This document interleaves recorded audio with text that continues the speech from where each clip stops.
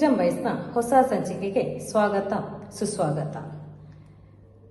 ನಾವು ಜೀವನದಲ್ಲಿ ಯಾವುದೇ ಕೆಲಸ ಕಾರ್ಯಗಳು ಮಾಡುವಂತಹದ್ದು ನಮ್ಮ 3 ಮುಖ್ಯವಾದಂತಹ ಬೇಡಿಕೆಗಳಾಗಿವೆ. ಅದರಲ್ಲಿ ಒಂದಾಗಿದೆ ಹೊಟ್ಟೆ, ಬಟ್ಟೆ ಮತ್ತು ವಸತಿ ಎನ್ನುವಂತಹದ್ದು. ಹೀಗಿರುವಾಗ ನಾವು ಜೀವನದಲ್ಲಿ ವಿದ್ಯಾಭ್ಯಾಸವನ್ನು ಪಡೆಯುವಂತಹದ್ದಾಗಿರ್ಬೋದು, ಉದ್ಯೋಗವನ್ನು ಅರಸುವಂತಹದ್ದಾಗಿರ್ಬೋದು, ಅಥವಾ ಇನ್ನೇನೋ ಮಾಡುವಂತಹದ್ದು ನಾಳಿನ ನಮ್ಮ ಭವಿಷ್ಯ ಉತ್ತಮವಾಗಿರಲಿ ಎನ್ನುವಂತಹ ದೃಷ್ಟಿಯಿಂದ ಎನ್ನುವಂತಹದ್ದು. ಹಾಗೆ ಒಂದು ದಿನ ಗುರುಕುಲದಲ್ಲಿ ಇಬ್ಬರು ವಿದ್ಯಾರ್ಥಿಗಳು ತಮ್ಮ ವಿದ್ಯಾಭ್ಯಾಸವನ್ನು ಪೂರೈಸಿಕೊಂಡು ಹೊರಬರ್ತಾರೆ.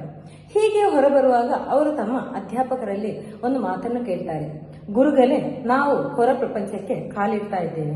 ಇಷ್ಟವರೆಗೂ ಕೂಡ ತಮ್ಮಲ್ಲಿ ಹಲವಾರು ವಿದ್ಯೆಗಳನ್ನು ಕಲಿತಿದ್ದೇವೆ, ಹಲವಾರು ಜ್ಞಾನವನ್ನು ಸಂಪಾದಿಸಿದ್ದೇವೆ. ಆದ್ರಿಂದ ಮುಂದಿನ ಜೀವನಕ್ಕಾಗಿ ನಾವು ಏನು ಮಾಡಬೇಕು ಎನ್ನುವಂತಹದ್ದನ್ನು ನೀವು ತಿಳಿಸಿಕೊಡ್ಬೇಕು. ನಮಗೆ ಯಾವುದಾದರೂ ಒಂದು ಮಾಹಿತಿಯನ್ನು ನೀಡಿ, ಅಥವಾ ಹೇಗೆ ನಾವು ಮುಂದುವರಿಯಬಹುದು ಎನ್ನುವುದಕ್ಕೆ ಯಾವುದಾದ್ರೂ ಒಂದು ಸಲಹೆಯನ್ನು ಕೊಟ್ಟರೆ ಆ ಸಲಹೆಯ ಮೇರೆಗೆ ನಾವೇನಾಗ್ತೇವೆ, ಮುಂದುವರೆದುಕೊಂಡು ಹೋಗ್ತೇವೆ ಎನ್ನುವಂಥದ್ದು. ಆಗ ಗುರುಗಳು ಹೇಳ್ತಾರೆ, ನೀನು ಯಶೋಧರ ರಾಜನ ಬಳಿಗೆ ಹೋಗು ಎನ್ನುವಂಥದ್ದು. ಹಾಗೆ ಇಬ್ಬರು ವಿದ್ಯಾರ್ಥಿಗಳು ರಾಜರ ಬಳಿಗೆ ಹೋಗ್ತಾರೆ. ರಾಜರ ಬಳಿಗೆ ಹೋಗಿ ತಮ್ಮ ಪರಿಚಯವನ್ನು ಮಾಡ್ತಾ ವಿನಯರಾಜ್ ಮತ್ತು ವಿಜಯರಾಜ್ ಎನ್ನುವಂತಹ ಹೆಸರನ್ನು ತಿಳಿಸಿ ರಾಜರೇ ಹೇಳ್ತಾರೆ, ನಿಮಗೆ ಏನು ಬೇಕೋ ಅದನ್ನು ನೀವು ಏನೇ ಕೇಳಿದ್ರು ಕೂಡ ಆ ಗುರುಗಳ ಬಳಿಯಿಂದ ಬಂದಿರೋದ್ರಿಂದ ನಾನು ಅದನ್ನು ನಿಮಗೆ ಒದಗಿಸಿಕೊಡಬಲ್ಲೆ ಎನ್ನುವಂಥದ್ದು. ಆಗ ಅದರಲ್ಲಿ ಒಬ್ಬನಾದಂತಹ ವಿನಯರಾಜ್ ಹೇಳ್ತಾನೆ, ರಾಜರೇ, ನನಗೆ ನನ್ನ ಜೀವಮಾನವನ್ನು ಮುಂದುವರಿಸುವುದಕ್ಕಾಗಿ ನಾನು ಈಗಾಗಲೇ ಹೇಳಿದ ಹಾಗೆ ಹೊಟ್ಟೆ, ಬಟ್ಟೆ, ವಸತಿಯನ್ನು ಮಾತ್ರ ಆಲೋಚನೆಯಲ್ಲಿಟ್ಟಂತಹ ವಿನಯರಾಜ ಏನ್ ಮಾಡ್ತಾನೆ ಅಂತ ಹೇಳಿದ್ರೆ, ನನಗೆ ಒಂದಿಷ್ಟು ಮೊತ್ತವನ್ನು ನೀಡಬೇಕು. ಆ ಮೊತ್ತದ ಮೂಲಕ ನಾನೇನಾದ್ರೂ ವ್ಯವಹಾರವನ್ನು ಮಾಡಿ ನನ್ನ ಜೀವನವನ್ನು ಸಾಗಿಸಬಲ್ಲೆ ಅಂತ ಹೇಳ್ತಾನೆ. ವಿಜಯರಾಜ್ ಏನ್ ಮಾಡ್ತಾನೆ ಅಂತ ಹೇಳಿದ್ರೆ, ನನಗೆ ಆಯುರ್ವೇದಿಕ್ ಮೆಡಿಸಿನ್ ಬಗೆಗೆ ಒಂದು ತಿಳುವಳಿಕೆ ಇರುವಂತಹ ಪುರಾತನವಾದಂತಹ ಒಂದು ಗ್ರಂಥ ಇದೆ, ಅದನ್ನು ನನಗೆ ತಂದು ಕೊಡಬೇಕಾಗಿ ಕೇಳ್ತಾನೆ. ಆಗ ರಾಜರು ಕೇಳ್ತಾರೆ, ಆ ಪುಸ್ತಕದಿಂದ ನೀನೇನು ಮಾಡಬಲ್ಲೆ? ಆಗ ಅವನು ಹೇಳ್ತಾನೆ, ನಾನು ಆ ಪುಸ್ತಕವನ್ನು ಹಿಡ್ಕೊಂಡು ಹಳ್ಳಿಗೆ ಹೋಗಿ ಹಳ್ಳಿಯಲ್ಲಿರುವಂತಹ ಹಳ್ಳಿಯ ಜನರ ಸೇವೆಯಲ್ಲಿ ನಿರತನಾಗಬಲ್ಲೆ ಎನ್ನುವಂತಹದ್ದು. ಅಂದ್ರೆ ಅವರಿಗೆ ಏನಾದರೂ ರೋಗಗಳು ಬಂದಾಗ ಅದಕ್ಕೆ ಏನು ಮದ್ದನ್ನು ಕೊಡಬಹುದು ಎನ್ನುವುದನ್ನು ನಾನು ಆ ಪುಸ್ತಕದ ಮುಖಾಂತರ ತಿಳಿದುಕೊಂಡು ನಾನು ಮುಂದುವರಿಯಬಲ್ಲೆ ಎನ್ನುವಂತಹದ್ದು. ಹಾಗೆ ರಾಜರು ಏನ್ ಮಾಡ್ತಾರೆ, ಇಬ್ಬರ ಬೇಡಿಕೆಯನ್ನು ಪೂರೈಸಿಕೊಂಡು ಅವರನ್ನು ಕಳುಹಿಸಿಕೊಡ್ತಾರೆ. ಹೀಗೆ ಕಳುಹಿಸಿಕೊಟ್ಟಂತಹ ಸಂದರ್ಭದಲ್ಲಿ ವಿನಯರಾಜ್ ಏನ್ ಮಾಡ್ತಾನೆ ಅಂತ ಹೇಳಿದ್ರೆ, ತನಗೆ ಸಿಕ್ಕಂತಹ ಮೊತ್ತದ ಮುಖಾಂತರ ಅವನು ಒಂದು ದೊಡ್ಡದಾದಂತಹ ಜ್ಯುವೆಲ್ಲರಿ ಶಾಪ್ ಅನ್ನು ಓಪನ್ ಮಾಡ್ತಾನೆ, ಅಥವಾ ಒಂದು ಚಿನ್ನದ ಅಂಗಡಿಯನ್ನು ಓಪನ್ ಮಾಡ್ತಾನೆ.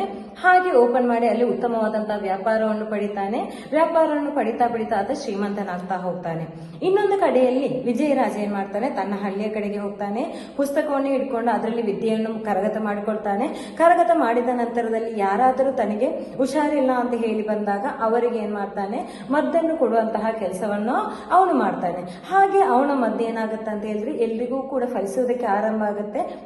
ಅವನ ಹೆಸರು ದಿನದಿಂದ ದಿನಕ್ಕೆ ಪ್ರಚಾರ ಆಗ್ತಾ ಹೋಗುತ್ತೆ. ಸಣ್ಣ ಗುಡಿಸಲಲ್ಲಿದ್ದಂತ ವಿನಯರಾಜಿಗೆ ಊರವರೆಲ್ಲರೂ ಸೇರಿ ಏನ್ ಮಾಡ್ತಾರೆ, ಮನೆಯನ್ನು ಕಟ್ಟಿಸಿಕೊಡ್ತಾರೆ. ಅದೇ ರೀತಿಯಾಗಿ ಆ ಮನೆಯಲ್ಲೇ ಇದ್ದುಕೊಂಡು ಬಂದಂತವರಿಗೆ ಸೇವೆಯನ್ನು ಮಾಡ್ತಾ ಅವನು ತನ್ನ ದಿನಚರಿಯನ್ನು ಮುಂದುವರಿಸಿಕೊಂಡು ಹೋಗ್ತಾನೆ. ಹೀಗೆ ಹಲವಾರು ವರ್ಷಗಳು ಕಳೆದ ನಂತರದಲ್ಲಿ ಏನಾಗುತ್ತೆ, ಒಂದು ದಿನ ಆಕಸ್ಮಿಕವಾಗಿ ಈ ಇಬ್ಬರು ಸ್ನೇಹಿತರು ಭೇಟಿಯಾಗ್ತಾರೆ. ಭೇಟಿಯಾದಂತಹ ಸಂದರ್ಭದಲ್ಲಿ ವಿನಯರಾಜ್ ಹೇಳ್ತಾನೆ, ನೀನೆಂತ ಮೂರ್ಖತನದ ಕೆಲಸವನ್ನು ಮಾಡಿದೆ ನೋಡು, ನಾನವತ್ತು ಅಂತಹ ಮೊತ್ತವನ್ನು ಕೇಳಿದ್ದಕ್ಕಾಗಿ ನಾನಿವತ್ತು ಶ್ರೀಮಂತಿಕೆಯ ಜೀವನವನ್ನು ನಡೆಸ್ತಾ ಇದ್ದೇನೆ. ಕದಿಯುವುದಕ್ಕೆ ಸಾಧ್ಯ ಇಲ್ಲದೆ ಇರುವಂತಹ ವಸ್ತು, ಅವನಲ್ಲಿದ್ದಂತಹ ಹಣ ಕಳೆದೋಯ್ತು, ಅಲ್ಲಿದ್ದಂತಹ ಶ್ರೀಮಂತಿಗೆ ಹೋಯ್ತು, ಎಲ್ಲವೂ ಕೂಡ ಹೋಯ್ತು. ಆದರೆ ಈ ಕಡೆ ಇದ್ದಂತಹ ಜ್ಞಾನ ಏನಾಗಿಲ್ಲ, ಯಾವುದೇ ಕಾರಣಕ್ಕೂ ಕೂಡ ಹೋಗಿಲ್ಲ ಎನ್ನುವಂಥದ್ದು. ಆದ್ರಿಂದ ಬದುಕಿನಲ್ಲಿ ಮುಖ್ಯವಾಗುವಂತಹದ್ದು ಯಾವುದಂತ ಹೇಳಿದ್ರೆ ಬೇಸಿಕ್ ನೀಡ್ಸ್ ಅಂತ ಹೇಳಿಕೊಳ್ಳುವಂತ, ಅಥವಾ ನಮ್ಮ ಮೂಲಭೂತವಾದಂತಹ ಬೇಡಿಕೆ ಅಂದುಕೊಂಡಂತಹ ಹೊಟ್ಟೆ, ಬಟ್ಟೆ, ವಸತಿಯ ಜೊತೆಗೆ ಜ್ಞಾನ ಎನ್ನುವಂತಹದ್ದು ಕೂಡ ಮುಖ್ಯ. ನಿನ್ನಲ್ಲಿ ಜ್ಞಾನ ಹೊಂದಿದ್ರೆ ಎಲ್ಲಿ ಹೋಗಿ ಬೇಕಿದ್ರೋ ಹೇಗೆ ಬೇಕಿದ್ರೂ ನೀನು ಬದುಕಬಹುದು ಎನ್ನುವಂತಹದ್ದು. ನೀನು ಯಾವುದೇ ರೀತಿಯಾದಂತಹ ಜೀವನವನ್ನು ಬೇಕಿದ್ರೂ ನಡೆಸ್ಕೊಳ್ಬಹುದು ಎನ್ನುವುದನ್ನ ಏನ್ ಮಾಡುತ್ತೆ, ನಮ್ಗೆ ಈ ಕಥೆಯ ಮೂಲಕ ತಿಳಿಯುವುದಕ್ಕೆ ಸಾಧ್ಯ ಆಗುತ್ತೆ. ಆದ್ರಿಂದ ನಾವು ಹೊಟ್ಟೆ, ಬಟ್ಟೆಗೆ ಎಷ್ಟು ಪ್ರಾಶಸ್ತ್ಯವನ್ನು ಕೊಡುತ್ತೇವೋ ಅದಕ್ಕಿಂತಲೂ ಹೆಚ್ಚಿನ ಪ್ರಾಶಸ್ತ್ಯವನ್ನು ಜ್ಞಾನ ಗಳಿಸುವುದಕ್ಕಾಗಿ ಮೀಸಲಿಡಬೇಕು. ಯಾವ್ಯಾವ ಹೊಸ ಗ್ರಂಥಗಳನ್ನು ಓದುವುದಕ್ಕೆ ಸಾಧ್ಯವಾಗುತ್ತೋ ಓದ್ಕೋಬೇಕು. ಯಾವ್ಯಾವ ಹೊಸದಾದಂತಹ ಜ್ಞಾನವನ್ನು ಪಡೆಯುವುದಕ್ಕೆ. ಅದು ಬರೀ ಓದೋ ಮೂಲಕ ಮಾತ್ರ ಜ್ಞಾನ ಹೆಚ್ಚಿಸಿಕೊಳ್ಳುವಂತದ್ದಲ್ಲ.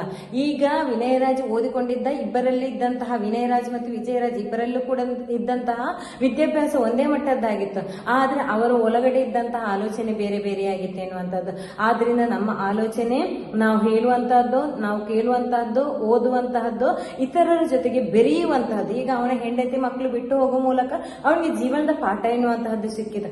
ಹೀಗೆ ಬದುಕಿನ ಪ್ರತಿಯೊಂದು ಕ್ಷಣದಲ್ಲೂ ಪ್ರತಿಯೊಂದು ರೀತಿಯಲ್ಲೂ ಕೂಡ ನಾವು ಒಂದಲ್ಲ ಒಂದು ರೀತಿಯಾದಂತಹ ಜ್ಞಾನವನ್ನು ಪಡಿತಾನೆ ಇರ್ತೇವೆ. ಆ ಎಲ್ಲಾ ಜ್ಞಾನವನ್ನು ಕರಗತ ಮಾಡಿಕೊಳ್ಳುವಂತಹ ಒಂದು ಅಭ್ಯಾಸವನ್ನು ನಾವು ಮಾಡ್ಕೋಬೇಕು.